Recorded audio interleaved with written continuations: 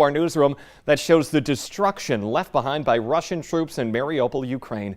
This is the city that's taken the biggest beating from Russia in this month-long war. This was a city of about 430,000 people in the southeastern part of the country. Ukraine's president has said that he believes that Vladimir Putin wanted to wipe this city out. You can see there's just not much left of Mariupol.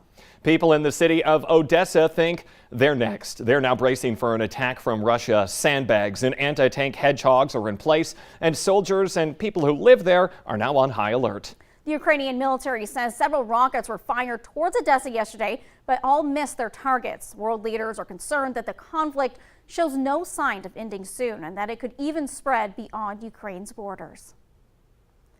Now, new this morning, President Joe Biden is in Poland, where he plans to meet with the U.S. troops and aid workers assisting refugees in the country that's on the front lines of a humanitarian crisis unfolding in Ukraine.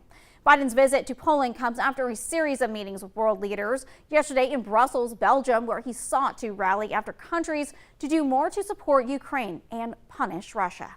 The Minnesota House has voted unanimously to divest the state's pension funds from Russia, which had an estimated worth of $53 million before the Ukrainian invasion. One estimate says now, though, the value of those investments has fallen to less than $10 million. That bill is heading to the state Senate, where approval is expected. Lake homeowners in the area are keeping an eye out for trouble that people in Wisconsin are seeing. It's ice shoves. Well, they're also causing dangerously close to more homes in Oshkosh, Wisconsin. Some have already been damaged by huge chunks of ice that are coming off the lake. In some spots, ice is about 10 feet on the shore and at least 10 feet high. And this morning, we're not too worried about that. We're more worried about snow that's falling right now for some people in the valley. Yes, a tough start for several locations, especially in the northern valley, but it is dipping into some of our southern valley areas as well. Now, our view here on our Home of Economy Skycam in Grand Forks not looking the best because we've had some snow and buildup of ice on the camera dome. We can make out the flags there blowing in the wind. And then I also want to point out the vehicles here traveling along the road. You could see that there's some tire tracks where we have some buildup of snow in Grand Forks. So some accumulation has happened as our temperatures have dropped there. We're only at 28 degrees in Grand Forks. Getting some accumulation in Thief River Falls too at 28 with some snow coming down there. Fargo, in contrast, we're at 35, no snow, temperatures still above freezing. We've kind of been holding steady through the morning in Fargo. Bemidji getting snow and we're below freezing. Fergus Falls is at 34 and Devil's Lake 30 degrees with clear skies. We've got sunshine on the way for Devil's Lake, so it really depends on where you are. Here's a look at our radar. You can see Grand Forks right in the heart of some moderate snowfall, and when we factor in the wind with that, it's wind-driven snow, unpleasant. Back over to Crookston, many parts of Polk County being impacted by this. And a little farther south, you can see Mahnomen, back over into Norman County, and then dipping into northeastern parts of Clay County, we're seeing some moderate snow. And this is all kind of moving its way south and east, so it's going to be dipping into Lakes Country as well. So can't rule it out for Fargo-Moorhead, but right now it's to the north and east of the metro and affecting places like Grand Forks. A look at our winds. I mentioned those are going to be a problem for us today everywhere. We've got a gust of 40 in Badette. And then out to the west, a gust of 46 over in Langdon. That's where we've seen some of our strongest winds. These are out of the northwest, so that colder air driving in. 51-mile-per-hour gust in Jamestown. Right now, no gust being reported in Fargo. Visibility is okay in the southern valley right now, but again up north where we're combining the wind and snow, it drops quite a bit. And we're down to 1.25 miles visibility at the airport in Grand Forks. So this is going to affect your drive anywhere where we've got the snow. Thief River Falls, Crookston, Grafton. Give yourself plenty of time. Remember those winter snow driving rules yet again here for today. In Fargo, out at the bus stop, it's going to be cold for the kids anywhere because when we factor in the wind chill with these temperatures, we're looking at some numbers well below freezing, and we're not going to warm up much today. A high of only 37 and windy all day long. Gusts getting into the 40s, even to 50 miles per hour potentially into the evening.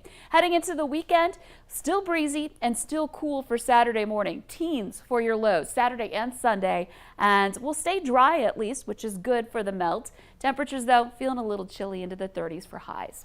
All right, be careful out there on the drive, though, if you see that snow. Lisa, thank you this morning. Time now is 6:53. Just announced breaking news out of the Twin Cities, where Minneapolis Public Schools and their teachers union have said they've reached a tentative deal after a strike that kept students out of the classroom for 14 days. No details released yet, but the district says they're looking forward to welcoming back students and staff on Monday.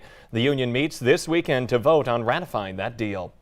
2 people are now in jail on arson charges after a fire at a home in Fergus Falls. It happened in the 1500 block of West Fir Avenue Wednesday morning, and investigators now say it was intentionally set. 39-year-old Corey Keisler and 28-year-old Kyle Krull were tracked down and arrested in Fargo. A friend of the man who owns the home says the homeowner had recently taken Keisler and Krull to court to get them evicted for not paying rent. Jurors in a Fargo murder trial looked at a surveillance video that shows a fight between an accused killer and the man who died. 40-year-old Raymond Gunn is on trial for shooting the death of Eric Hayes last year in the parking lot of a convenience store in North Fargo. Prosecutors say Gunn pistol whipped Hayes and later fired a shot into his stomach. But Gunn's defense argues that his client fired in self-defense as he fell backward, with Hayes towering over him armed with a knife.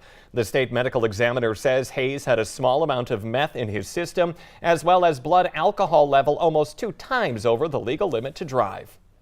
The man accused of setting the Richland County Law Enforcement Center in Wahpeton on fire earlier this month is undergoing a psychological evaluation, which is standard in some cases.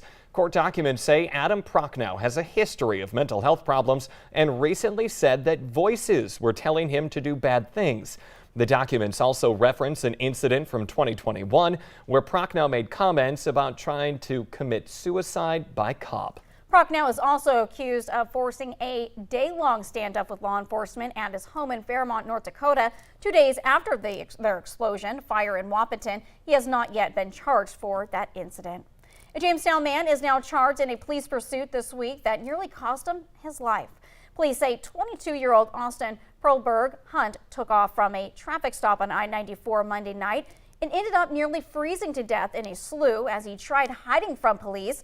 He's charged with reckless endangerment, possession of stolen property, and fleeing. Also had warrants out for his arrest at the time of the pursuit. Officers searched for him for more than an hour, and he was in such tough shape when they found him that they had to carry him out of that slough. He was treated for severe hypothermia.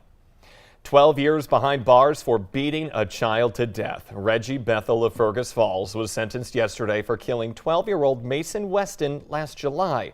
Bethel slammed that boy's head into a wall and then kicked him for not cleaning his silverware. The boy was unresponsive when police arrived. An autopsy determined Weston's death was homicide as a result of being battered. North Dakota animal health officials are canceling all shows, public sales, swap meets, and expos of poultry and other birds in the state because of concerns about potential exposure of the avian influenza, or better known as the bird flu. The outbreak has affected more than 13 million commercial and backyard birds in 17 states. North Dakota State Board of Animal Health is urging poultry owners to immediately report unusual death losses, a drop in egg production, or sick birds to their local veterinarians, and to try to keep wild birds away from those in captivity. The Red River at Fargo-Moorhead is now at 22 feet. That means Fargo parks and trails along the Red are shutting down. Closures include Dyke East Park and Dog Park, Lindenwood, Oak Grove Park, and Jack Williams Stadium. The trails include the multi-use trails from Lindenwood to El Zagel and Trollwood to Riverwood. Buckle up, the rodeo is back in Fargo for 2 hours of intense competition. And getting a preview of that competition is the Valley Today's JC Dodd, getting a peek at the action. Good morning, JC.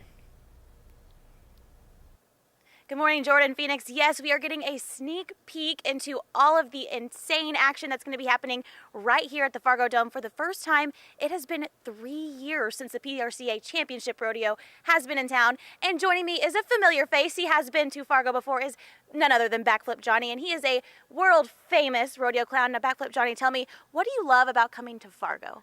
My favorite thing about Fargo, it has to be the fans. Every single time we come here, anything I ask out of them, you know, whether it's to clap or to cheer or just make some good noise for a good ride, they do it every time, and it's a loud and fun crowd. So you've had a busy year so far. What have you seen with the crowds across your tour?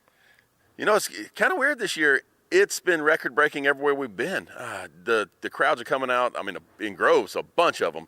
And pretty much every place that we've been, we've had at least a sellout crowd, at least over the weekend, at least once. And it's just been a lot of fun this year. And we're expecting that exact thing to happen this weekend at the Fargo Dome. The shows start at 7:30. It's tonight and tomorrow. Do you have any kind of surprises you're ready to prepare and send out? I can't tell you about them, though. Yes, we'll do a couple different skits tonight and tomorrow night, and they're going to have some exciting endings. Exciting endings. So lot to do right here this weekend for the whole family. Back to you, Jordan and Phoenix. All right, giddy up. J.C. Dodd reporting live this morning. Thank you.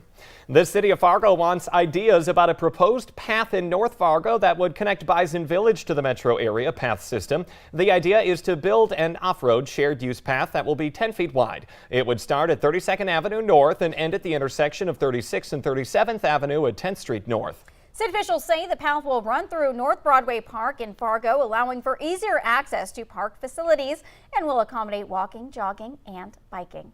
Comments about the project should be emailed by April 8th. We also have that contact information listed on our website, Valley News Live. The Today Show and CBS Mornings are just about to start, but the Valley Today rolls on. We have more live up-to-the-minute news and weather coming up for you right now on the Fargo CW. Otherwise, have a great Friday and weekend. We'll see you right back here Monday morning.